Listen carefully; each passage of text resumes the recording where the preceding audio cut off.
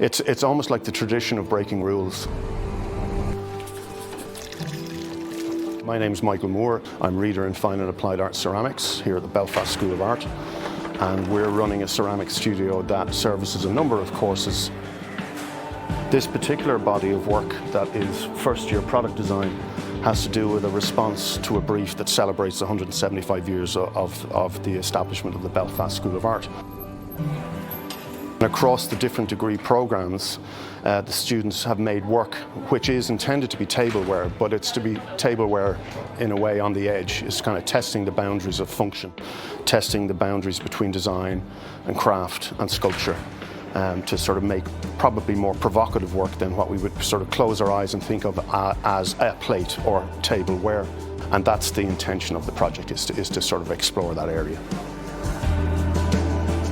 You can't beat hands-on teaching and learning where physically the students and the staff are working together to sort of acquire these skills and learn new processes. And then, you know, sometimes it's about learning the rules so you can go and break them. It's almost like the tradition of breaking rules. And we kind of like that, I suppose it's a sort of territory that we work within. And that does marry into modules and programs where we teach CAD and 3D printing and all sorts of digital technologies. So that's that sort of future focus that's always going to be there in terms of technologies. You know, we've had several transformations, but the 175th anniversary is a real key defining moment. You can take one piece of metal and turn it into something completely different. We are currently in the Silversmithing and Jewellery department. We are a specialist working in silver and jewellery or in predominantly metalworking skills. So the project we're working on currently is part of the 175 celebrations. So we are working on cutlery that will sit alongside a ceramic piece and a furniture piece. I'm studying design, which is product design, ceramics and silversmith and jewellery making. Originally, whenever I started the course, I thought that I wanted to go into ceramics, but then I got up to metal and Selena was very persuasive. She had a lot of techniques that she showed me that persuaded me to perhaps change my mind to come to metal instead. It wasn't something that I ever thought that I would have been good at, but opened up a whole new world for me up here.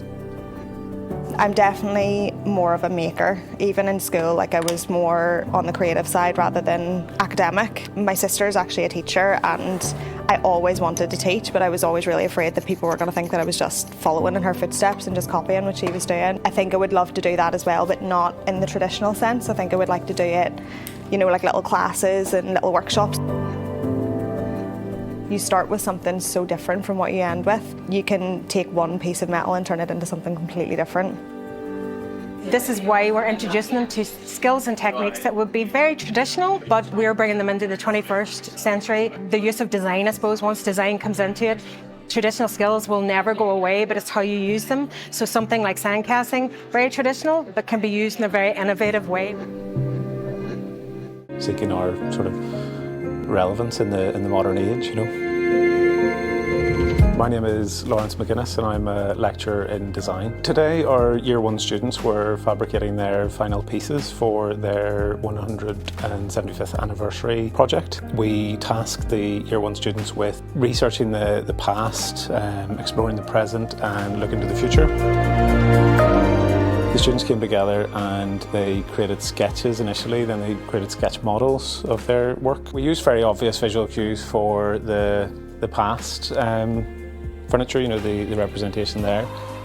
We had an artist's palette as a very obvious visual cue, and then the sort of classical legs, that form is very recognisable.